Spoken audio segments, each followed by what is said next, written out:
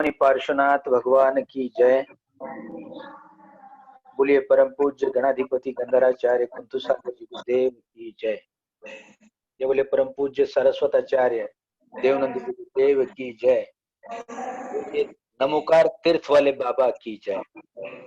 मैं पुनः आज की इस सभा में आप सबका बहुत बहुत स्वागत करता हूँ। आज पुनः परम पूज्य सरस्वताचार्य देवनंद जी गुरुदेव के समोषण में बैठने का सौभाग्य हम सबने पाया है। कहते हैं गुरु एक तेज है। गुरु का आगमन हमारे शंकित मन को अंधकार को मिटा देता है। गुरु मतलब ऐसा एक मृदंग है जिसकी झंकार हमें अनाहत नाद सुनाती है।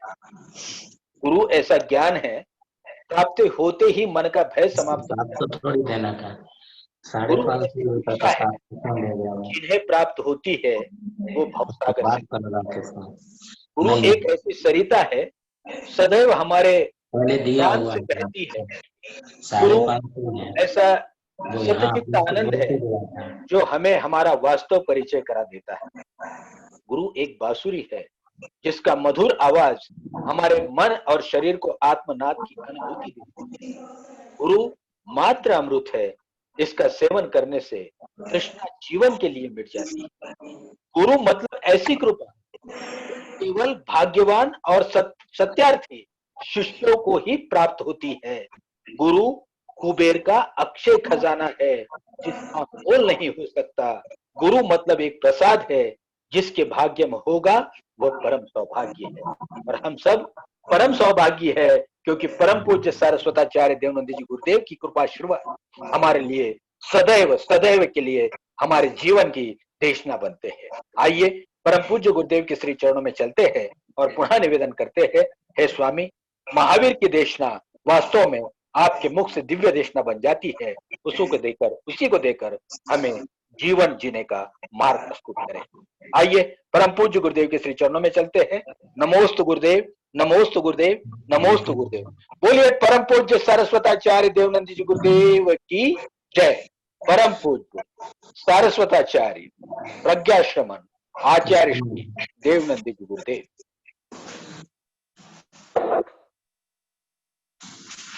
ओम नमः पार्श्वनाथाय विश्व चिंतामणि हते हिरिं धरणेन्द्र विरुच्या पद्मावती युतायुते शांति तुष्टि महापुष्टि तीर्ति कीर्ति विद्यापिते ओम दिलवाल वेताल सर्वादिव्याधिनाशन जयाजिताख्या विजयाख्या पराजितयान्विता दिशा पाले कृच्छे विद्या देवी ओम अस्याहुषा नमस्तलोकनाथ ताम चतुष्षष्टि सुरेंद्रास्ते भासन्ते छत्र चामने श्री चिंतामणि पार्श्वनाथाय प्रणत तरु कल्प चूर दुष्ट व्रातम पूरा में वांछितम नाथ उपसग्घरम पासम पासम वन्दामि कम गणमुक्कम विसर्वशननासम मंगल कल्याण आवासम धारी ज्योत्स्यामणि ओम तत्सगरोग मारी दुष्ट जरा जंती विषाम चिट्टे उदोरे मंतो दुष्पणा पल होई नरतरिये सुजीवा पावंते न दुख दोहकम तो सम्मते लते चिंतामणि कप बाय बपिये पावंते विज्ञान जी राम राम ताणम ये संतो महायस्य भक्ति वर्ण ही है न तादे विद्य वो हिम बवे बवे पास जिन चंद्र ओम घंटाकर्णो महावीर सर्वव्याधि विनाशका विस्फोटक वयं प्राप्त रक्षे रक्षे महाबला यत्र तुम तिष्ठते देवा लिप्तो अक्षर पंक्तिभि रोगा तत्प्रणश्यन्ति वात पित्त कपोद्भवा तत्तराज भयं नास्ति यान्ति कर्णे जपाक्षयम् साग्निभूत बेताला राक्षसा भवन्ति न काले मरणं तस्य न च सर्पेण दश्यते अग्निचोर भयं नास्ति ह्रीं घंटाकर्णो नमोस्तुते टाटा स्वाहा चंद्र प्रभु प्रभादेशं चंद्रशेखर चंद्रनम चंद्रलक्ष्म्याकं चंद्रम चंद्रम बीज नमोस्तुते ओम ह्रीं हरं श्री चंड प्रभु श्री ह्रीं गुरु गुरु स्वाहा। इष्ट सिद्धि महारिद्धि तुष्टि पुष्टि पुरु गुरु मम। द्वादश शस्त्र तो वांछितात फल प्रदान। महतम त्रिसंधम जपता सर्वादिवादि नाशनम। सुरा सुरेंद्र सहिता श्री पांडवा नृपिष्टता। श्री चंद प्रभा तीर्थ से चंदो ज्वाला गुरु। स्मृता सत्ता फल प्रदा भवादिवादि विध्वंस दायनी में विरक्षिता। परमेष्टि नमस्कारम सारम नो पदात्मकम। आत्मरक्षा करम मंत्रम पंजरम सहस्राम। ओम नमो हरिहस्ताणम ह्रीं स्कंद संस्थितम। ओम ह्रीं नमो सिद्धाणम मुखे मुख पटोभरम। ओम रूम नमो आयर्याणम अंधरक्षातिशायिनी। ओम नमो वज्रायाणम वाग्धम स्तोत्रणम। ओम रहा नमो लोये सव सावणम मोचके पादियो सुबे। ऐसो पंच नमो यारो सुभद्रमय मंगलाणम च सर्वेषु मुखातिरागातिगातका। स्वाहा पंचपदम गेयम परमम वै मंगलम। वज्रो परिवज्रदानम दे रक्षणे महाप्रभाव रक्षेयम चित्रोतुरनाशि। परमेष्टि पदे मुक्ते रक्षा परमेष्टि पदे सदा। तस्मात् व्याधि कदाचिता पिना। सभी लोग उपस्थित हो गए होंगे। मैं अपना मंगल प्रवचन प्रारंभ करता हूँ। मुझे विश्वास और आशा है कि आप सब लोग यथावत प्रतिदिन की भांति अपने अपने डिवाइस पर आ गए होंगे। आइए मैं मंगलाचरण पूर्वक आज का प्रारंभ करता हूँ। काउण नमोकारम हरिहंताणम तये विसिद्धाणम। आयरी वज्जायाणम लोयम जय मंगल बोधाणम विमलाणम नानदं सन्मयाणम। त्रैलोक्य से हिराणम नमो सयासोषिताणम। सर्वप्रथम इस युग के अंतिम शासन नायक भगवान महावीर स्वामी एवं उनकी आराध्य आचार्य आर्ष परंपरा के कट्टर समर्थक परम पूज्य गणाधिपति गंधराचार्य गुरुवर कुत्तू सागर जी महाराज के चरणों में अपना नमस्कार निवेदित करते हुए आप सब लोगों के जीवन को मंगलमय बनाने के लिए आज का यह उपदेश, आज की यह देशना उद्बोधन, जैसा कि आप लगातार सुन रहे हैं, अभी पुण्य और पाप के बारे में अपनी विवेचना चल रही है। जिन लोगों की ये धारणा है कि पुण्य और पाप एक है, मैं समझता हूं कि उन्होंने सही मायने में पुण्य और पाप की व्याख्या को समझ नहीं पाया है। दोनों एक नहीं है, दोनों का स्वरूप अलग है, दोनों का नाम अलग है, दोनों के प्रयोजन अलग है। इसलिए जब नाम, लक्षण और प्रयोजन दोनों के अलग अलग हैं, तो ये दोनों एक नहीं हो सकते। एक हमारे लिए मारता है तो एक हमारे लिए जलाता है, जिलाता है। एक हमारे लिए जीवन देता है तो एक हमारे जीवन का अपहरण करता है। एक हमारे लिए यदि खुशियां देता है तो दूसरा हमारे लिए जो है हमारी खुशियों को छीन लेता है। एक हमारे लिए अपने जीवन में सुविधाएं देता है तो एक हमारे लिए नाना प्रकार की व्यथाएं देता है। एक हमारे लिए अपने जीवन में यदि अमृत है तो दूसरा हमारे लिए जहर है। यदि एक हमारे लिए औषधि दवा का काम करता है तो एक दूसरा हमारे लिए जो है वो मारन अर्थात दबाने का काम करता है।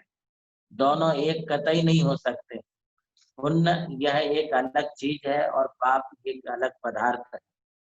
दोनों पदार्थ अलग अलग हैं, इसलिए इसे 9 पदार्थों में भी अलग अलग प्रतिपादित किया है। और 7 तत्वों में हम जब देखते हैं तो आश्रव तत्व की जब बात करते हैं तो आश्रव में भी शुभ आश्रव, अशुभ आश्रव, ऐसे 2 आश्रव कहे हैं, जिनमें यह स्पष्ट रूप से बताया गया है कि शुभा पुण्यस्य अशुभा पापस्य। इसका मतलब है कि जब हम अपने परिणामों को शुभ करते हैं तो हमारे लिए पुण्याश्रय होता है, अर्थात पुण्य का आश्रय और पुण्य का बंध होता है। और जब हम अपने जीवन में कोई अशुभ परिणाम करते हैं तो हमारे लिए उस अशुभ से पाप अर्थात पाप का आश्रय होता है। देखिए कितना बड़ा डिफरेंस हम खुद स्पष्ट रूप से जान रहे हैं।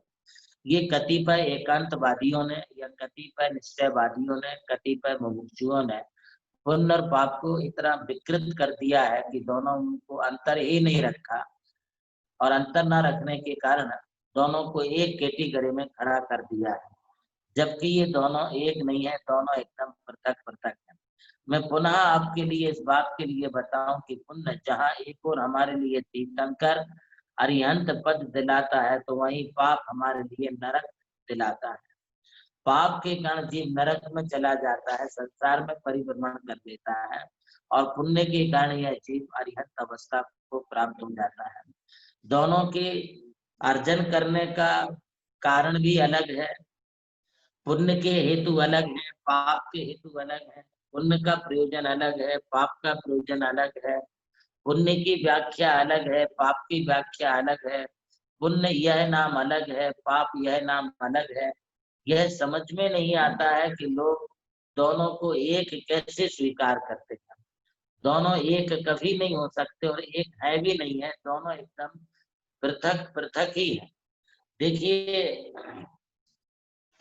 यदि पुण्य हमारे जीवन में हमारे लिए धीरे धीरे करके जो है वो संसार परिभ्रमण की ओर ले जाता है, अर्थात संसार से मोक्ष मार्ग की ओर लेकर के जाता है, और पाप हमारे लिए मोक्ष मार्ग से दूर और संसार मार्ग के नजदीक लेके जाता है। पाप हमारे लिए सुखों से दूर करता है और दुखों के नजदीक लेके जाता है, जबकि पुण्य ऐसा है कि वो हमारे लिए दुखों से दूर और सुखों की ओर लेकर के जाता है। कितना डिफरेंस इन दोनों में है। दोनों की इसलिए कभी इनको हम एक कह नहीं सकते हैं, एक कर भी नहीं सकते हैं, और ऐसा कभी हो भी नहीं सकता है कि दोनों एक हो जाए। अतः हमारे लिए अपने जीवन में ये सिद्धांत बनाना है कि हम पुण्य और पाप ये दो अवस्थाएं होती जरूर है, किंतु इन दोनों भी अवस्थाओं में हमें एक बात ध्यान में रखनी है। वह यह ध्यान में रखनी है कि पुण्य पाप फल माही हरत बिलखो मत भाई, यह फुटकर पर जाए उपजी बिन से फिर नाही। ये दोनों नष्ट होने वाले हैं, ये बात यथार्थ है, किंतु दोनों नष्ट होते हुए भी हमें यह समझना है कि हम पुण्य में बहुत ज्यादा हर्ष ना करें और पाप में हम बहुत ज्यादा खेल खिन्न ना हो। दोनों में भी हम जो है एकदम समता भाव, साम्य भाव रखने की कोशिश करें। अपने समता भावों से हम यदि रहते हैं तो हमारे लिए नया बंध नहीं होगा, और यदि हम दोनों में से किसी में भी हर्ष करते हैं, किसी को लेके विषाद करते हैं, तो नवीन बंध होने के चांस हमारे लिए बहुत सारे इकट्ठे हो जाते हैं। ये तो है ही, और ऐसा होते हुए भी हमें यह ध्यान में रखना है कि किन कारणों से पाप होता है, उन कारणों से हमारे लिए बचना चाहिए। जैसे हिंसा, झूठ, चोरी, कुशील, परिग्रह, ये पाप के हेतु हैं, ये पाप के कारण है।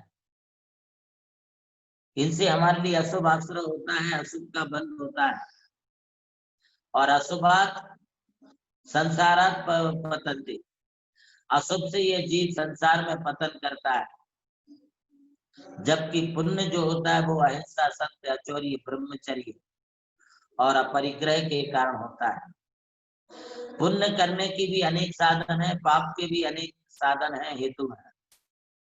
मिथ्यात ये स्वयं पाप है, ये पाप प्रकृति है, पाप स्वरूप है।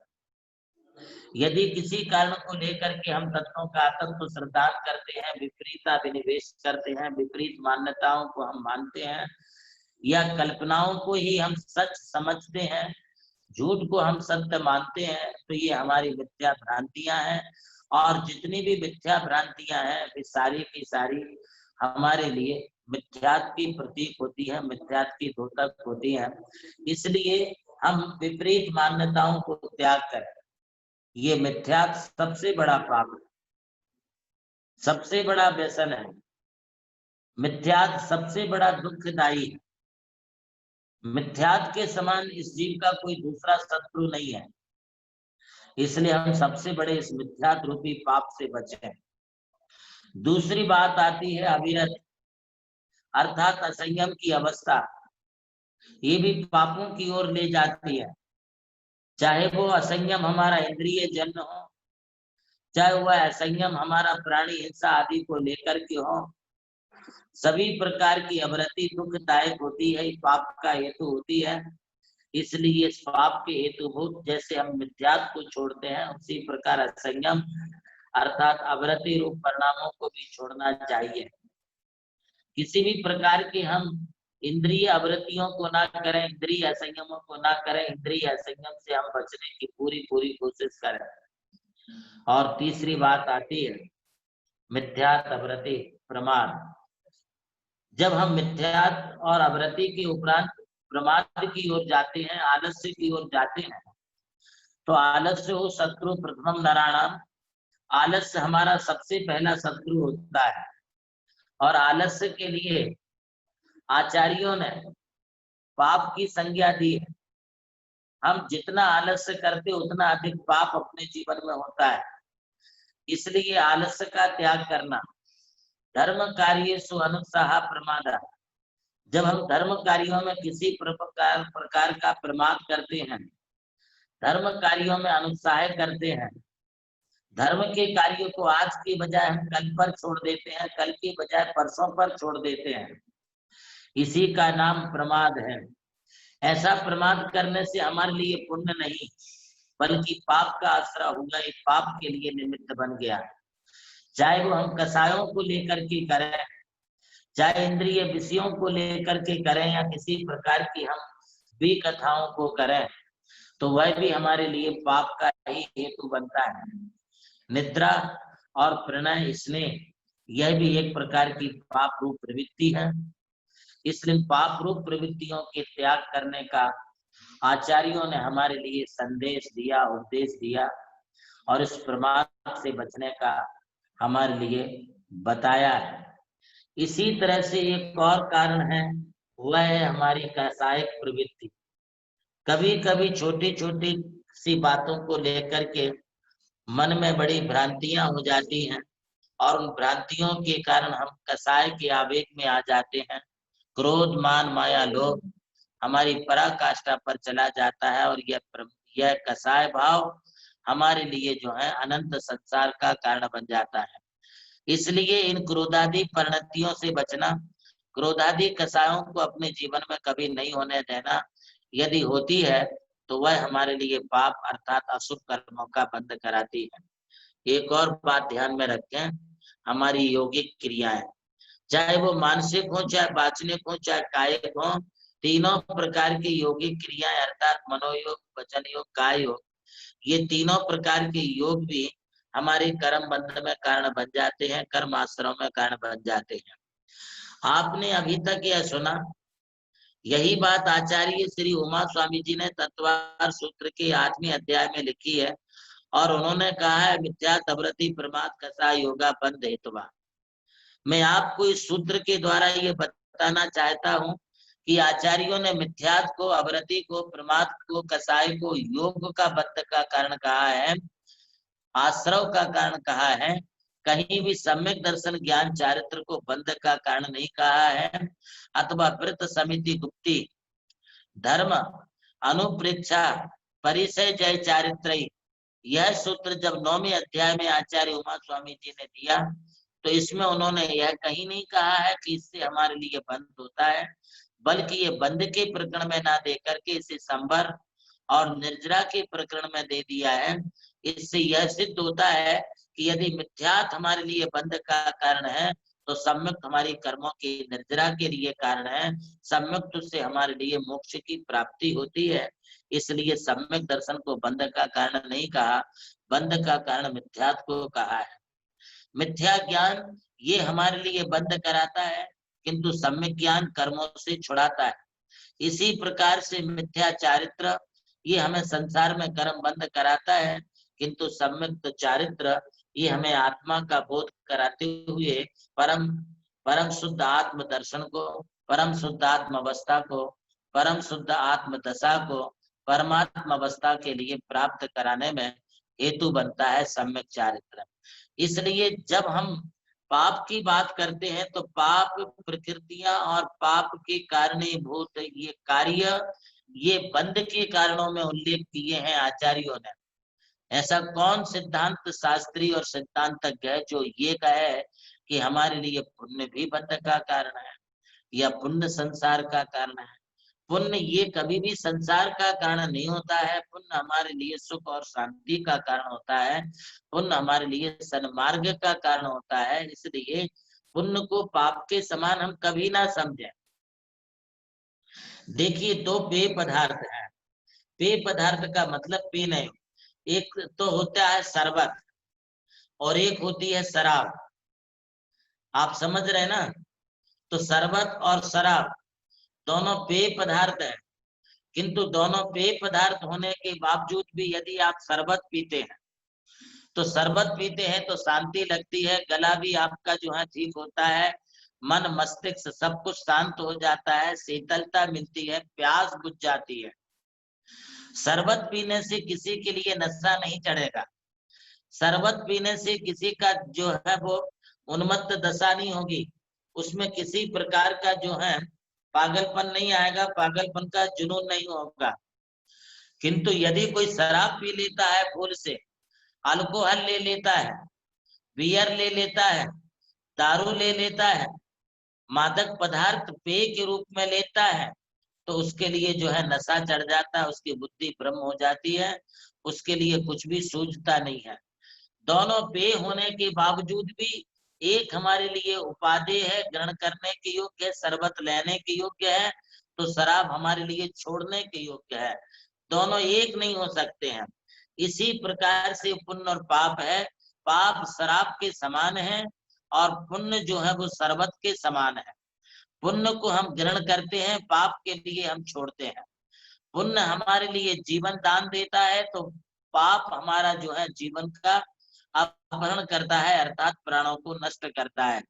इसलिए जीवन दान देने वाले, जीवन में सुख समाधान पहुंचाने वाले, हम पुण्य के बारे में विचार करें कि पुण्य हमारे लिए कौन से कारणों से संपादित हो सकता है जिससे हमारा जीवन सुखमय बने। क्योंकि बिना पुण्य के, बिना शुभ कारणों के, बिना कोई अच्छे कार्य किए सिवाय अपने जीवन में हमारी कभी प्रगति नहीं होती है। गति नहीं, हमें प्रगति करना है। हमें अवनति नहीं, हमें अपनी उन्नति करना है। हमें अपना पतन नहीं, हमें अपना उत्थान करना है। हमें अपना विनाश नहीं, हमें अपना विकास करना है। और यह विकास सिर्फ पुण्य और पुण्य के कार्यों पर ही निर्भर है, बिना उसके नहीं हो सकता है। आज वर्तमान की पोजीशन ऐसी बनी हुई है कि लोग घरों पर बैठे हुए हैं, बाहर नहीं निकल पा रहे हैं, किंतु कुछ लोग इसमें जो है बड़ी शांति का अनुभव कर रहे हैं, कुछ लोग अपने आप को बड़ा परेशान महसूस कर रहे हैं। देखिए, सभी घरों में है, चाहे अच्छे लोग हों चाहे बुरे लोग हों। अब ये किसी को अच्छा अनुभव हो रहा है, किसी को अच्छी फीलिंग हो रही है, किसी के लिए जो है बुरी फीलिंग हो रही है, अनुभव बुरे हो रहे हैं। कोई लॉकडाउन में भी मस्त है तो कोई इस लॉकडाउन में पस्त पड़ा है। ये मस्त और पस्त होने की जब बात आती है तो यहाँ पर भी हम अपना पुण्य और पाप लगा लें। जो लोग लॉकडाउन की पोजीशन में भी मस्त हैं, मस्ती में हैं, अथवा लॉकडाउन की पोजीशन में भी सुखी हैं, प्रसन्न हैं, समझो कि उसके पुण्य का उदय चल रहा है। और जो लॉकडाउन की स्थिति पोजीशन में अपने आप को पस्त पड़ा हुआ समझ रहे, कितने दिन से हम घर में बंधन में पड़े हैं, बाहर ही नहीं निकल पाते हैं, ये सोच सोच करके जो अपने आप को दुखी महसूस कर रहे हैं, वे पस्त अर्थात वे पापी जीव हैं। पापियों को घर भी अभी एक प्रकार का बंधन मालूम पड़ने लग गया है। और जब घर अपने लिए बंधन मालूम पड़ने लग जाए, अपने ही लोग अपने लिए दुख देने वाले हम उन्हें महसूस करने लग जाए, तो समझना कि अब हम जब घर में ही इतना घबरा रहे हैं, घर में ही हम इतना जब अपने आप में हम बड़े पस्त पड़ गए हैं, नस्त पड़ गए हैं, तो हम मस्त कहाँ हो सकते हैं? क्योंकि तुम्हारे पाप कर्म का उदय इतना तीव्र आ गया है कि हम अपने आप को प्रसन्न नहीं रख पा रहे हैं। और दूसरे लोग कुछ ऐसे हैं जो घर में बैठे बैठे बड़े मस्त हैं। क्यों मस्त हैं? क्योंकि उनके लिए जो है घर में रह करके पूजन भजन पाठ स्तुति स्तोत्र अथवा नमोकार मंत्र आदि का जाप कर रहे हैं। घर बैठ करके भी अपने शुभ परिणामों को कर रहे हैं। घर में बैठ करके जो है वे भारतवर्ष के तीर्थों का दर्शन अर्थात तीर्थों की भाव वंदना कर रहे हैं। घर में बैठे बैठे ही जहां जहां चातुर्मास साधुओं के संपन्न हो रहे हैं वहां वहां के साधुओं के हम परोक्ष में दर्शन ले रहे हैं। उनके रत्नत्रय की साता की भावना हम कर रहे हैं और ये भावना भा रहे हैं कि सभी साधुओं का स्वास्थ्य अच्छा रहे, उनका स्वास्थ्य अनुकूल रहे, रत्नत्रय की अभिवृद्धि हो, उनकी तपस्या में भी अभिवृद्धि हो। इस प्रकार की भावना यदि हम कर रहे हैं तो वे लोग मस्त हैं। मस्त का मतलब वे लोग पुण्यवान है। पुण्यवान का मतलब वे लोग खुश हैं, अपने आप को बहुत खुशी महसूस करते हैं। इसलिए ये कह रहा हूं मैं कि पुण्य और पाप तो हमारे जीवन में हम पदे पदे अनुभव करते ही हैं और जब जैसे हम भाव रचते हैं, जब जैसे भाव रखते हैं करते हैं, तब वैसा हमारे लिए शुभ अशुभ कर्म का बंधन हो जाया करता है। इसलिए आचार्य देवों ने यह कहा है कि हमें अपने जीवन में अपनी आत्मा को एक प्रकार का जो है खेत समझना चाहिए। खेत जैसे बरसात के दिनों में किसान लोग खेत में जो है बीज बोते हैं, इसी प्रकार से यहाँ भगवान महावीर स्वामी कहते हैं भैया नरभव खेत मन बच काय किसान, पाप पुण्य दो बीज हैं, क्या बोना है सो जान। ये अपना जो मनुष्य भाव है, ये मनुष्य जीवन है, ये मनुष्य जीवन एक प्रकार का खेत है, बहुत बड़ा क्षेत्र है। जैसे किसी के पास बहुत बड़ा प्लाट हो, बहुत जमीन हो, खेती हो, तो वह खेती में बहुत प्रकार की फसल लगाता है, बहुत प्रकार के बीज बोता है और बीज बो करके जो है खेत में से वो फसल लाता है। इसी प्रकार अब हम भी एक प्रकार के मनुष्य जीवन में आए हैं। मनुष्य जीवन रूपी प्लाट, मनुष्य जीवन रूपी खेत हमारे लिए मिला है। भैया नरभव खेत है मन बच काय किसान, और इसमें हमारा जो किसान है वो हमारा मन, हमारे वचन और हमारी काय, ये किसान है। किसान क्या करता है? बीज बोता है। तो हम भी एक बार मन को अपना किसान बना लें, वचन को अपना किसान बना लें अथवा अपनी काया को अपना किसान बना लें और किसान बना करके अब मन रूपी भावों से हम क्या बो रहे हैं वही काटेंगे, वही हमारे लिए मिलेगा। हम जैसा बोएंगे, जैसा बोलेंगे, जैसा करेंगे, जैसा सोचेंगे, हम अपने जीवन में वही बनेंगे। इसलिए कहते हैं कि पाप पुण्य दो बीज है। अब आपके पास दो प्रकार के बीज दे रखे आचार्यों ने, एक तो पाप, दूसरा पुण्य। बोलिए आपको क्या बोना है? क्या बोना है सो जान। अरे तुम अपने खेत में जो उगाना चाहो उगा लो। पहले गीतकार लोग ऐसा कहते थे, मेरे देश की धरती सोना उगले उगले हीरे मोती। हमारा देश एक प्रकार के सोने की चिड़िया होता था, इसमें सोने जैसी फसल आती थी। फसल यहाँ पर मतलब अच्छी फसल आने का तात्पर्य है। तो हम भी अपने जीवन में सोना बोना है या तांबा बोना है या लोहा बोना है, ये देख रहे हैं। अपने जीवन को स्वर्णमयी बनाना है, डायमंड बनाना है, या हमारे लिए इसको स्टील बनाना है, एल्यूमिनियम बनाना है, या मिट्टी का बनाना है, या हम स्वयं सोचे। पाप पुण्य दो बीज है, क्या बोना है सो जान। ये आप खुद अपने आप से सोचो कि हमारे लिए क्या बोना है। मैं तो प्रेरणा के रूप में यही कहूंगा कि पाप के बीज मत बो। पाप के बीज बड़े दुखदायी होते हैं, भाव भाव में ये बीज बड़े दुखदायी होते हैं।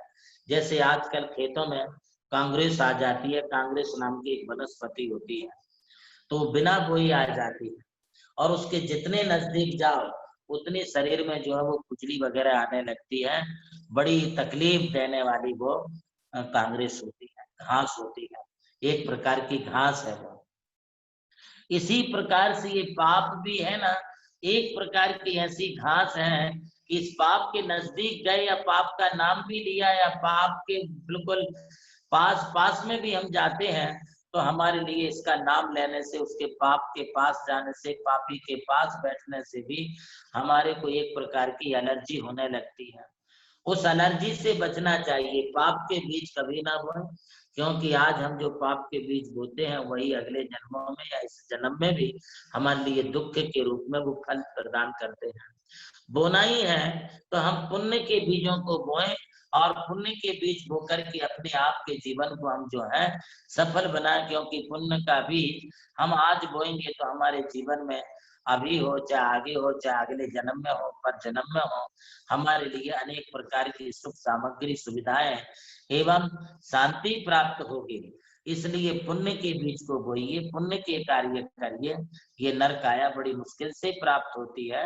इस मनुष्य जन्म को प्राप्त करने के बाद अपने आप को जो है हमें व्यर्थ में नहीं गंवाना है, पुण्य और सत् कार्यों में हमारे लिए लगाना है, धर्म और धर्म के मार्ग के साथ अपने को चलना है तो अपना जीवन सफल बनेगा। इन्हीं शब्दों के साथ आज का उद्बोधन है। दामोदर सेठ का जन्म बैठे हुए हैं। हाँ, और प्रियाशा मुंबई वाली और हमारे बीच में श्री दामोदर सेठ सायगढ़ से हैं। दामोदर सेठ सायगढ़ से हैं। वो यदि डिवाइस पर दिखला पढ़ रहे हैं तो देखिए। और एक प्रिया साहा मुंबई से हैं। हाँ, आप दामोदर सेठ हैं। आज हमारे सेठ साहब का जन्मदिन है। मैं सेठ साहब के जन्मदिन के इस पावन अवसर पर हमारे दामोदर जी सेठ साहब को बहुत बहुत आशीर्वाद प्रदान करता हूँ। आप नैनागिर के कमेटी के महामंत्री हैं, विश्वस्त हैं। साहेगढ़ के आप नगर सेठ हैं और बहुत ही दानवीर, उदारमना और बहुत ही सरल परिणामी हैं। आपकी गुरु सेवा, गुरु भक्ति देखते ही बनती है। ऐसे श्री दामोदर सेठ साहब जो आज हम सबके बीच में उपस्थित हैं, उन्हें मैं आज इस अवसर पर, जन्मदिन के शुभ अवसर पर उन्हें बहुत बहुत आशीर्वाद प्रदान करता हूँ। वे निरोगी, स्वस्थ और सुरक्षित रहें और अपने जीवन में उन्होंने जो लक्ष्य बनाया है नैनागिर क्षेत्र के विकास के लिए, वे नैनागिर क्षेत्र के विकास करने में अपना पूरा समय व्यतीत कर सकें और क्षेत्र को बहुत ऊंचाइयों पर ले जा सकें। ऐसा मैं उनके लिए बहुत बहुत मंगलमय आशीर्वाद प्रदान करता हूँ। आज सेठ साहब ने नमोकार तीर्थ पर आहार दान करा के बड़ा ही पुण्यार्जन किया है। उन्हें मेरा बहुत बहुत आशीर्वाद है। मुंबई से है हमारी परम भक्ता श्री प्रिया जी साहा। प्रिया साहा मुंबई से हैं। वे प्रिया साहा के नाम से डिवाइस पर होंगी। आज के इस अवसर पर जी प्रिया शाह नाम से नहीं है कोई। ठीक है, वे एक अच्छी लेडी है और बहुत ही सोशल वर्कर है और बहुत ही मतलब चाक्षण बुद्धि की है और लगभग 30 वर्षों से वे समाज सेवा में संलग्न है। हमारी परम भक्त हैं। आज वे उनके पति देव ना रहते हुए भी इतनी सेवाएं दे रही हैं। मैं प्रिया साहब को जन्मदिन के शुभ अवसर पर उन्हें भी बहुत बहुत आशीर्वाद प्रदान करता हूं। आज जो भी महानुभाव डिवाइस पर उपस्थित है, मैं उनको बताना चाहता हूं कि हमारा पर्वराज पर्यूषण पर्व अब जल्दी से जल्दी प्रारंभ होने वाला है 23 अगस्त से। तो जिन लोगों ने आज तक कोई 25 साल से 30 साल से 40 50 वर्षों से अपने व्रत नियम उपवास आदि करते आ रहे हैं, मैं आप सबको बता दूं, मन में किसी प्रकार की कोई शंका आप ना रखें। जो लोग जिस प्रकार के व्रत नियम संयम उपवास आदि जिनके जो भी जिस रूप में चलते आए हैं, वे अपने व्रत नियम उपवास आदि को उसी रूप में चलाते रहें, उसमें किसी भी प्रकार का कोई परिवर्तन ना करें। यह ना सोचें कि अभी तो मंदिर जा ही नहीं सकते तो इस साल व्रत रहने दो। नहीं, मंदिर नहीं जा सकते हैं, यदि आप लोगों के लिए संभव है तो सुबह सुबह मंदिर जी में दर्शन करके और तुरंत 5 मिनट में आप रिटर्न हो जाए। मंदिर में गर्दी ना करें, 5 मिनट के अंदर सिर्फ देव दर्शन करके घर वापस आ जाए। घर आने के बाद जो है आप परोक्ष रूप में ही घर पर बैठ करके भगवान की पूजा पाठ अर्चा आदि करें। किसी भी प्रकार से कोई भी लगातार मान लीजिए आप कोई व्रत कर रहे हैं, अथवा किसी का पंचमी व्रत है, किसी का ऋषि पंचमी है, किसी का अष्टमी का है, किसी का जो है इसका सुगंध दशमी का व्रत है, किसी का कांची बारस का व्रत है, कोई अनंत के व्रत करता है, अथवा कोई 10 लक्षण और 16 कर्ण और रत्नत्रय के व्रत करते हैं, तो उन्हें इन व्रतों को छोड़ना नहीं है। आप अपनी उसी विधि से व्रत करते रहे। घर पर बैठ करके पूजा की मांडनी बना करके फोटो वगैरह लगा करके अच्छे भक्ति भाव पूर्वक घर में सारे परिवार को साथ में लेकर के बैठे।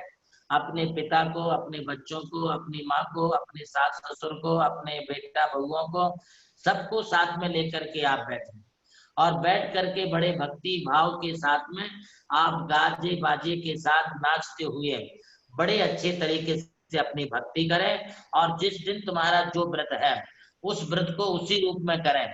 आप किसी भी चैनल को देखने के बाद भ्रमित ना हो।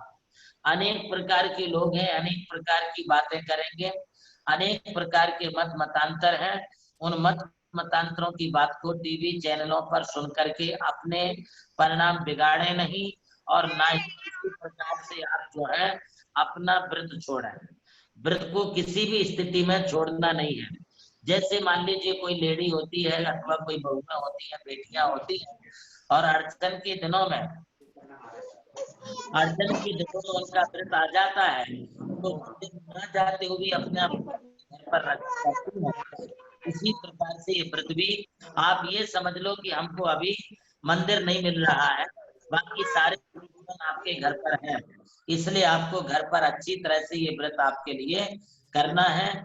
इसको आप बिल्कुल भी कंप्रोमाइज ना करें, व्रत को ना छोड़ें। यदि व्रत छोड़ देंगे तो तुम्हारा व्रत खंडित हो जाएगा, और व्रत खंडित हो जाएगा तो फिर अगले साल से आपको फिर से नए तरीके से व्रत पकड़ना पड़ेगा। और एक बार व्रत यदि हम छोड़ देते हैं तो हमें 1000 मंदिर तोड़ने का पाप लगता है। इसलिए ऐसे महाभयंकर पाप से बचने के लिए, महाभयंकर दोष से बचने के लिए, किसी भी पंडित के कहने में अथवा किसी त्यागी व्रती के कहने में आकर के आप अपना व्रत ना छोड़ें। पारस चैनल पर हो चाहे जिनवाणी चैनल पर हो, किन्हीं के भी साधु संतों के प्रवचनों से आप भ्रमित होकर के अपने व्रतों को ना छोड़ें। अपने को हर हालत में मरते दम तक अपनी प्रतिज्ञा को पूरा करने के लिए इसी तरह से अपने को अपना व्रत पालन करते रहना है, और अपना व्रत आप पालेंगे तो आपके लिए अच्छा होगा। अब इस बार आप कहीं बाहर जाने के लिए भी अधिक ना सोचें, क्योंकि देखिए लॉकडाउन की स्थिति चल रही है, और लॉकडाउन की स्थिति में हर मंदिरों में एक प्रकार की व्यवस्थाएं प्रशासन की ओर से और सामाजिक पंचायत की ओर से जो रखी है, उसी के मुताबिक हमें अपने मंदिरों की व्यवस्थाओं को बनाए रखना होगा। नमोकार तीर्थ पर भी कई लोगों के जो है समाचार संदेश आ रहे हैं कि हर साल के मुताबिक हम इस साल भी क्या नमोकार तीर्थ पर आ जाएं। तो मैं स्पष्ट रूप से आप सबको ये बताना चाहता हूं, यदि हम बुलाएंगे तो सबको बुलाएंगे। इसलिए इस बार लॉकडाउन की स्थिति होने के कारण यहाँ पर किसी के लिए भी जो स्थानीय हमारे यहाँ पर सदस्य हैं, इन सदस्यों के अलावा किसी के लिए भी यहाँ पर आने की, रुकने की कोई परमिशन नहीं है। सब अपने अपने घरों से ही पर्युषण पर्व करेंगे। लगे तो हम इस पर्युषण पर्व का नियोजन करते हैं, और अधिकतम 1008 लोगों को इस पर्युषण पर्व में हम सम्मिलित करने की कोशिश करते हैं डिवाइस पर। पहले आओ पहले पाओ, यदि आप नाम देते हैं तो इस नाम के मुताबिक आपके लिए जो है हम जैनम झूम चैनल के माध्यम से पर्युषण पर्व ऑनलाइन आपको करवाएंगे। ऑनलाइन अभिषेक शांति धारा होगी, ऑनलाइन पूरी पूजाएं होंगी, और 9:30 बजे तक, सुबह 6 बजे से लेके 9:30 बजे एग्जैक्ट पूरी पूजा पाठ समाप्त करेंगे। उसके बाद जो है आप अपना व्रत आदि करेंगे। तो हम ऐसा कर सकते हैं किंतु यहाँ पर हम किसी के लिए आने की परमिशन नहीं देते हैं, क्योंकि ये शासन का प्रश्न है, ये भारत सरकार का प्रश्न है, हम उनके नियमों का उल्लंघन नहीं कर सकते हैं। हालांकि ऐसा बोलते हुए हमें भी अंतराय कर्म होता है, किंतु क्या करें, ये मजबूरियां हैं और मजबूरी के लिए कोई अब आगे कुछ रास्ता नहीं रहता है। इसलिए आप सब घर पर ही रह करके पूजा पाठ, देव अर्चना, जिनार्चना, गुरु भक्ति, प्रतिक्रमण, सामायिक, स्वाध्याय सब वहीं पर करेंगे। हम इसकी सविस्तृत सूचनाएं आपको 15 अगस्त के बाद देंगे, इतना आप सब लोग ध्यान रखें। और चंदन षष्ठी जो अभी है वो परसों रविवार के दिन है। रविवार को चंदन षष्ठी का व्रत करना है। 2 तिथि है, एक रविवार की है और एक सोमवार की है, किंतु सोमवार की तिथि सुबह सुबह 7, सवा 7 बजे तक ही है, इसलिए सोमवार को चंदन षष्ठी नहीं है। चंदन षष्ठी का व्रत जो है वो रविवार के दिन है। इसलिए सभी जो आप सुन रहे हैं वे, और जो डिवाइस पर नहीं है, आप अपने इष्ट मित्र परिवार रिश्तेदारों को भी फोन करके बता दें कि यह जो चंदन षष्ठी है वो रविवार की है। रविवार बोले तो 9 तारीख 9 अगस्त को चंदन षष्ठी का व्रत है, वो आप अपने घरों से करें और सुबह सुबह आप जो मंदिर के दर्शन हो जाए तो कर लीजिएगा। आइए हम चर्चा समाधान की ओर चलते हैं।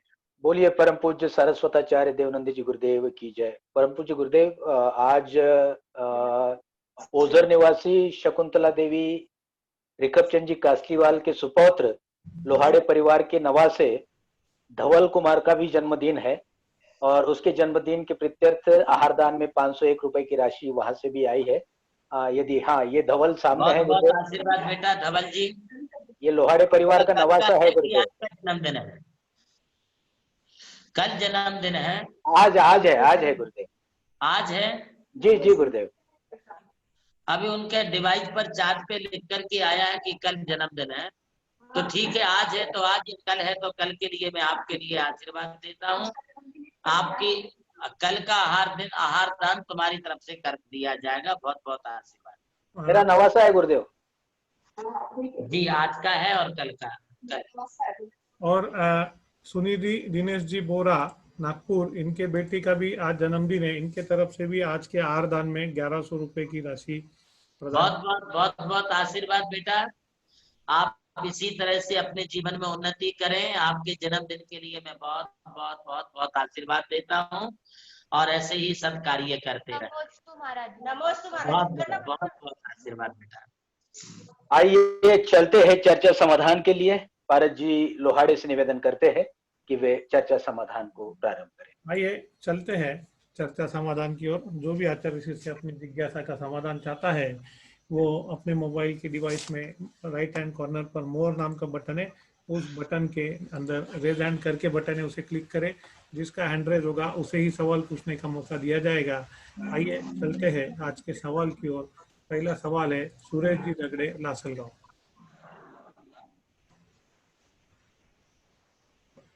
अनम्यूट कीजिए आपका फोन। नमस्ते गुरुदेव। नमस्ते बाबू, आशीर्वाद आ रही।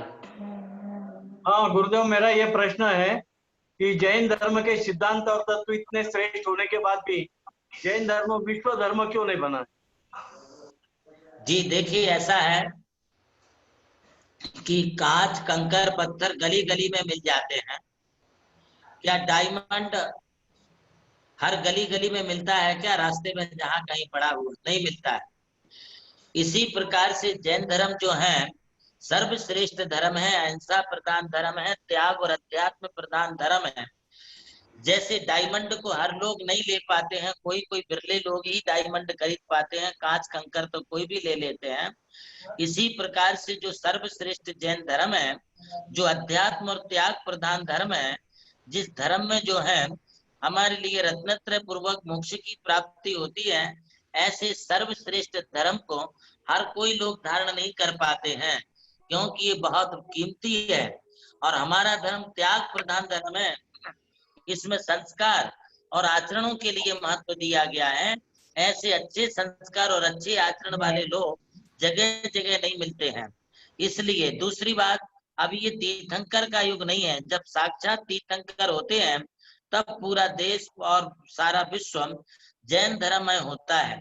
अभी वो जैन धर्म के प्रणेता तीर्थंकर आदि महापुरुषों का सद्भाव ना हो पाने के कारण भी ये सर्वव्यापी नहीं बन पाया है। किंतु फिर भी विचारों से और प्रभाव से जैन धर्म की अपनी महिमा है, और अपनी महिमा होने के कारण इसे हम इसका आकलन या मूल्यांकन हम इसे कम नहीं कर सकते हैं, क्योंकि ये अपने आप में प्रभावशील धर्म है। और प्रभावशील है इसलिए विश्व के सभी दार्शनिकों ने, सभी विद्वानों ने और सभी चिंतकों ने जैन धर्म की सर्वश्रेष्ठता का उन्होंने प्रतिपादन किया और अनुभव भी किया है। अगला सवाल प्रकाश जी लोहाड़े, नासिक। प्रकाश जी लोहाड़े। नमस्ते। बोलिए, सवाल पूछिए अपना। मेरा प्रश्न ये है, मेरा प्रश्न ये है कि आज के ऊपर 108 जाप कैसे लेते हैं?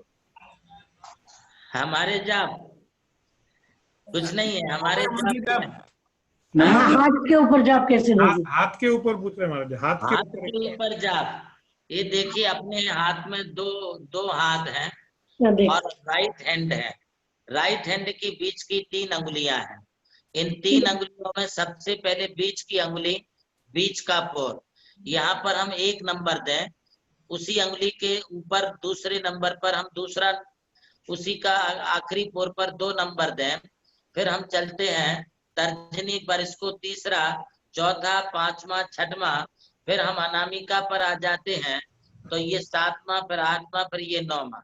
ये 9 बार जाप हो जाती है। इस 9 बार जाप करने को इसे ओंकारावर्त जाप कहते हैं।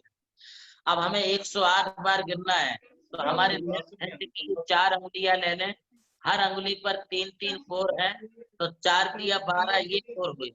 जब हम यहाँ की 9 बार गिन लेते हैं तो यहाँ पर हम 1 बार हो गया।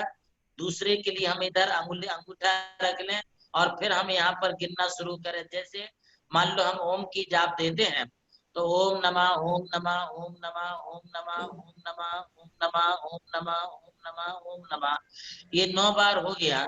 तब हम इस पोर को, अंगूठे को उठा के तीसरे पोर पर रख देंगे, मतलब हमारा 2 बार हो गया। इसी प्रकार जब फिर से तीसरी बार बोलेंगे और तीसरा राउंड पूरा हो जाएगा, तो हम इस तीसरे नंबर का पोर पूरा करके चौथे नंबर पर चले जाएंगे। इसी प्रकार फिर हम चौथा राउंड करेंगे। ये पूरा राउंड होने के बाद में फिर हम यहाँ 5वें नंबर के पोर पर अपना अंगूठा रख देंगे। ऐसा करने से जब ये 12 बार हो जाएगा तो 12 नंबर में 108 जाप हमारी पूरी हो जाएगी। इस प्रकार से हम किसी भी मंत्र की जाप को हाथ की अंगुलियों से कर सकते हैं। अगला सवाल सुनीति जी, दिनेश जी, बोरा, नागपुर। नमोस्तु गुरुवर, नमोस्तु गुरुवर। जब मैं बराबर बात नहीं हो पाई, ये मेरी बेटी है, आज उसका जन्मदिन है, आशीर्वाद दीजिए। बहुत बहुत आशीर्वाद, मैंने आशीर्वाद दिया ही है। बेटी को भी बहुत बहुत आशीर्वाद है। निराली और धर्माबाद के सुभाष चंद्र जी गोदा की बेटी है। अच्छा, ठीक। और इस साल 12वीं है महाराज जी, और ये IPS UPSC की एग्जाम देने वाली है। अच्छी तैयारी करो बेटा, आशीर्वाद है। नमस्ते महाराज। अगला सवाल स्तुति जैन, 11 साल की लड़की है। स्तुति, बोलो अपना सवाल। नमस्ते गुरुदेव। आशीर्वाद बेटा। महाराज जी, मेरा ये प्रश्न है कि वो जो चंद्रगुप्त मौर्य थे, उन्होंने दिगंबर दीक्षा ली थी कि श्वेतांबर दीक्षा ली थी? बहुत अच्छा प्रश्न है बेटा। जो सम्राट चंद्रगुप्त मौर्य थे, वे भद्रबाहु श्रुत केवली आचार्य के परम भक्त थे। भद्रबाहु श्रुत केवली आचार्य के साथ में 24,000 मुनि शिष्य थे। 24,000 मुनि शिष्यों का नेतृत्व करने वाले भद्रबाहु आचार्य का उन्होंने शिष्यत्व स्वीकार किया था। जब तक वे राजा थे तब तक वे भद्रबाहु संघ के 24,000 मुनियों की आहार दान, भैया वृत्ति आदि के द्वारा सेवा करते रहे। बाद में उन्होंने समझा कि ये संसार तो नाशवान है, संसार में कोई सार नहीं है, इसलिए सम्राट चंद्रगुप्त मौर्य ने सारा संसार त्याग करके, वस्त्र आभूषण त्याग करके, केशरौंच करते हुए उन्होंने दिगंबर मुनि दीक्षा धारण की थी। और दिगंबर दीक्षा लेकर के भद्रबाहु सुरदेवली के साथ रहते हुए वे श्रवण बेलगोला में ही वहीं पर उन्होंने समाधि साधी। उनके गुरु भद्रबाहु आचार्य की समाधि होने के पश्चात सम्राट चंद्रगुप्त मौर्य ने भी मुनि दीक्षा लेकर के 12 साल वहीं पर तप किया और 12 साल के बाद उन्होंने वहीं पर समाधि कर ली। इसलिए उस पहाड़ी का नाम चंद्रगिरी ये नाम पड़ा, क्योंकि वहां पर चंद्रगुप्त मौर्य ने समाधि ली थी, को चंद्रगिरी ये नाम दिया। तो चंद्रगुप्त मौर्य श्वेतांबर नहीं, दिगंबर महामुनिराज बने थे। अगला प्रश्न वीना जी शाह, यूएसए, अमेरिका। जय जिनेन्द्र, मेरा क्वेश्चन है कि मंदिर घर में रखते हैं तो कौन सी दिशा में रखना चाहिए? देखिए, मंदिर घर में यदि रखते हैं तो दक्षिण छोड़ करके बाकी किसी भी दिशा में रख सकते हैं। यदि हम मंदिर विराजमान करते हैं तो इतना आवश्यक है कि गृह चैत्यालय की भी अपने घर में नहीं आना चाहिए, भगवान की दृष्टि अपने घर के अंदर आनी चाहिए। जैसे सामाजिक मंदिरों में मंदिर के भगवान की दृष्टि मंदिर से बाहर निकलती है, किंतु हमारे घर चैत्यालय में जो मूर्ति होती है उसकी दृष्टि घर में ही रहना चाहिए, घर के बाहर नहीं जाना चाहिए, ऐसा शास्त्र का उल्लेख है। इसलिए उस मूर्ति का मुख हम पूरब में भी कर सकते, उत्तर में भी कर सकते, अथवा पश्चिम दिशा की तरफ भी मूर्ति का मुख रख के विराजमान कर सकते हैं। जब हम करते हैं तो कौन सी तरफ मुंह रखना चाहिए? मेरा क्वेश्चन। अगला प्रश्न है नीलम जी, अजमेर। गुरुदेव नमस्तु नमस्तु नमस्तु। आशीर्वाद भैया। गुरुदेव, आपके द्वारा लिखित मंत्र संहिता शास्त्र के अंदर आपके द्वारा लिखित मंत्र संहिता शास्त्र के अंदर ये लिखा गया है, पद्मों की स्थिति में उत्कर्षण, अपकर्षण और स्थितिकरण होता है, संक्रमण भी होता है। हाँ। इस विशेष में किस उपलक्ष्य में लिखा है? इसका मतलब ये है कि जब हम कोई नमोकार मंत्र आदि की जाप करते हैं अथवा कोई पूजा पाठ करते हैं, तब हमारी पुण्य प्रकृतियों का उत्कर्षण अर्थात पुण्य प्रकृतियों का स्थिति बंद बढ़ जाता है। और जब हम मंत्र जाप करते हैं, नमोकार आदि जपते हैं, तब इस नमोकार मंत्र आदि के प्रभाव से हमारी की स्थिति घट जाती है, अर्थात आकर्षण हो जाता है। और जब हम नमोकार मंत्र आदि का जाप करते हैं तब हमारे शुभ कर्म में परिवर्तित हो जाते हैं, अर्थात संक्रमण हो जाता है। इसलिए पूजा पाठ, साधना आदि। हर्ष भाई, आपके पास बहुत आवाज हो रही है, उसका पूरा डिस्टर्ब हो रहा है इधर। वो एक माइक खुला रह गया था, सूरज जी तक रहेगा। ठीक है, ओके ओके। हाँ बोलिए। हाँ गुरु, अगला प्रश्न। सवाल जवाब का दौर यही समाप्त करते हैं और हम चलते हैं आरती की ओर। गुरुदेव, आज की आरती की तैयारी सब लोग कर लें। परम पूज्य गुरुवर की महाआरती करने का सौभाग्य मिल रहा है, उसके बाद महामांगलिक भी हमारे लिए प्राप्त हो रहा है। कल 8 तारीख है, 8 अगस्त, और कल परम पूज्य गुरुदेव के प्रति सदैव समर्पित मनोज जी साहू जी, इनका जन्मदिन है। उसके अवसर पर वे विशेष रूप से उनकी जन्मस्थली रानी ऊंचे गांव जाकर के वहां जाकर गुरुदेव की आरती करना चाहते हैं, और उसका क्या कारण है वो कल मैं आपको बताने वाला हूँ। तो ये है हमारे मनोज जी साहू जी, कल इनका जन्मदिन है, आज ही सामने आकर के खड़े हो गए। कल की आरती पारस भाई इनके पास है। जी बिल्कुल बिल्कुल। हाँ हाँ, चलिए चलते हैं परम पूज्य आचार्य श्री के महाआरती के लिए। सुंदर मीठी आवाज, श्रद्धा के साथ, भक्ति के साथ, परम श्रद्धेय परम वंदनीय वैशु दीदी परम पूज्य गुरुदेव के त्रिचरणों में हम सबके साथ आइए बोलिए। परम पूज्य सारस्वताचार्य देवनंद जी गुरुदेव की जय। जय कारा गुरुदेव का, जय जय गुरुदेव। बोलिए आचार्य संघ की जय। जय जय गुरुवर भक्त पुकारे, आरती मंगल गावे, करके आरती देवन जावे। गुरुवर के चरणों में नमन, ऋषिवर के चरणों में नमन, यतिवर के चरणों में नमन, श्रीवर के चरणों में नमन। शाहगढ़ में जन्म लिया ब्रह्म शीला माता, यही वचन जीविका तुम्हारी, अर्श मन मुस्कुराता। नगरी सब जन मंगल गावे हो, नगर में सब जन मंगल गावे हो, नहीं समावे, करके आरती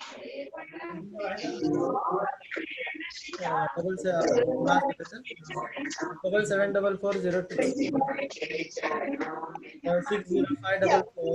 एवं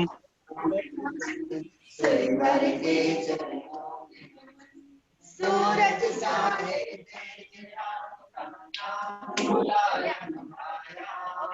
गीता बची बनाई जवानी, कर से मन बुलाया, ये सब मुझ तो नाशवान है,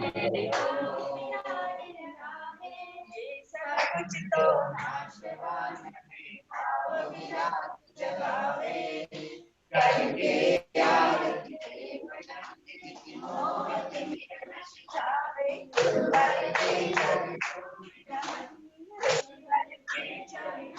नमन, यतिवर के चरणों में नमन, श्रीवर के चरणों में नमन। गुरुवर ने तुम्हें दीक्षा दे धारा, देख के तनिकी को मलता को देवनंद के पुकारा। चारित्र रथ पर चढ़ गए गुरुवर हो,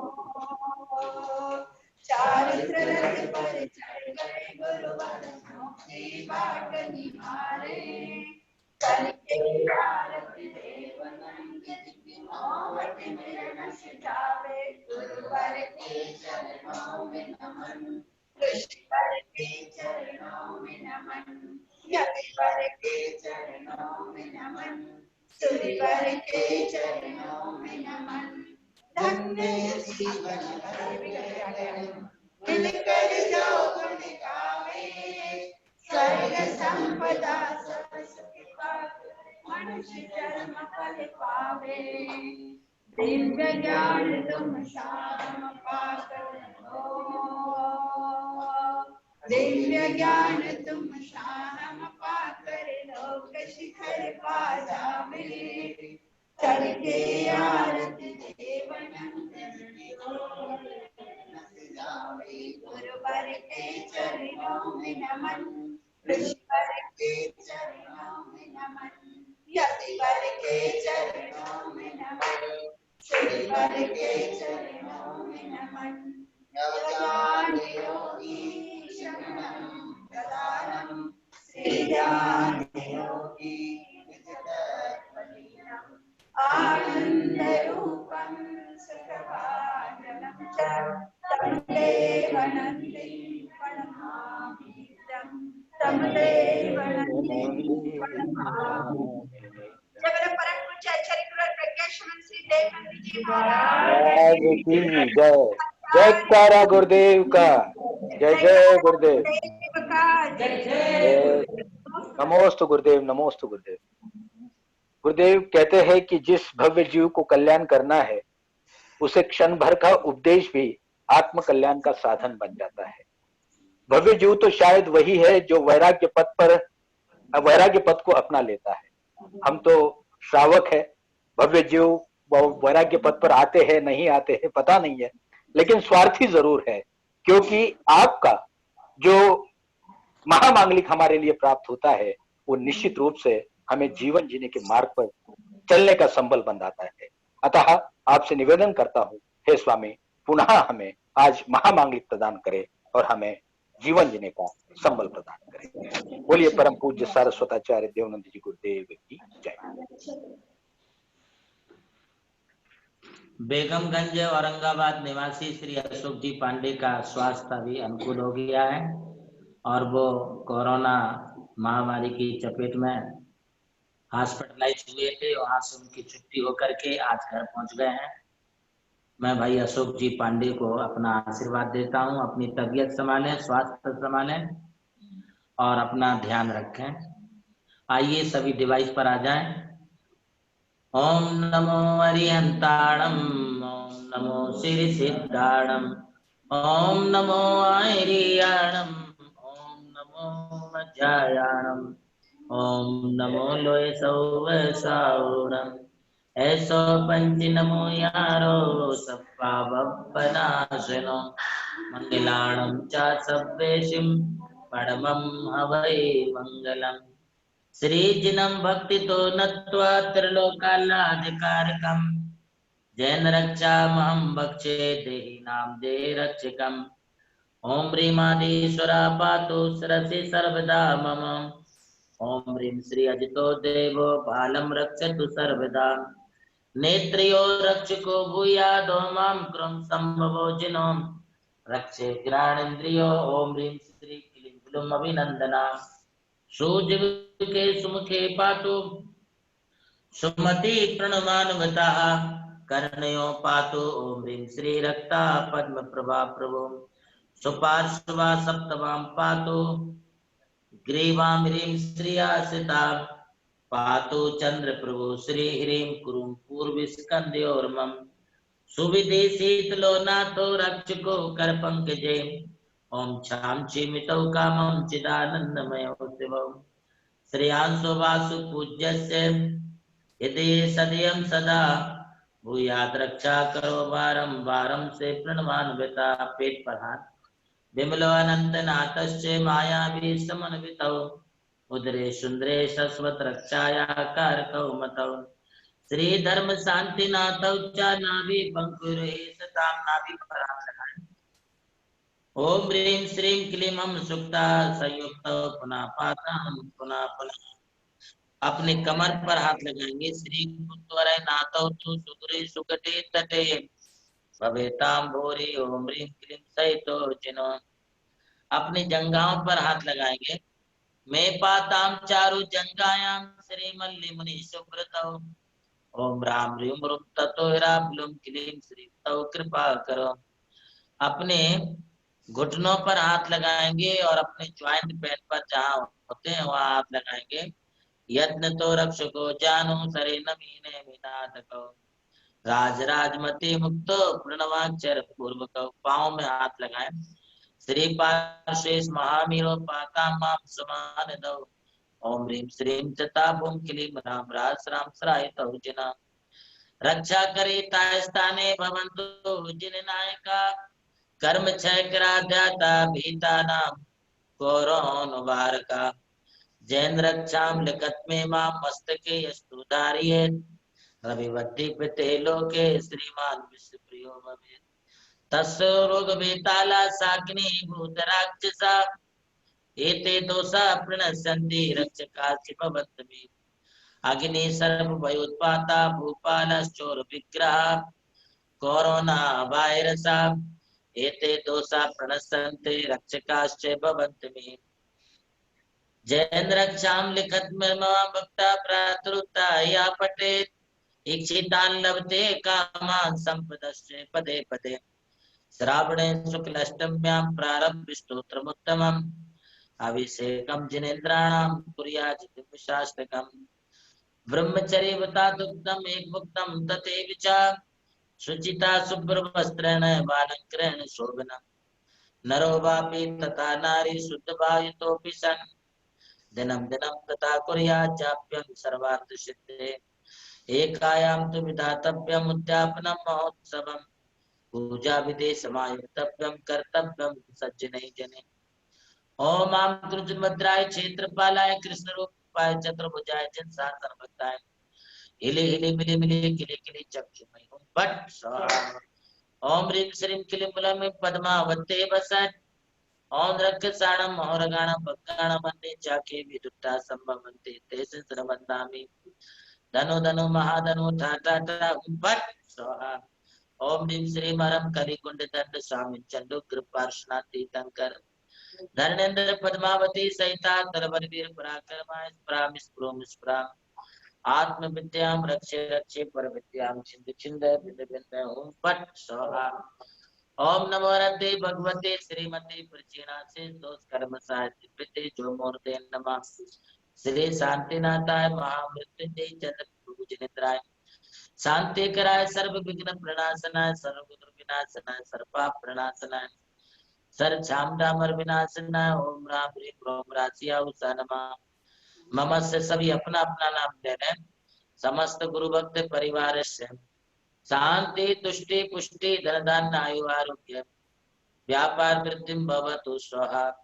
ओम राम नमो हरिहंताणम ओम ह्रीं नमो सिद्धाणम ओम ह्रूं नमो हरियाणम ओम रोम नमो अज्जायाणम ओम राम नमो लोये सहस्रावणम सर्वजनस्य कोरोना वायरस संकट निवारणम भवतु ओम पट स्वाहा।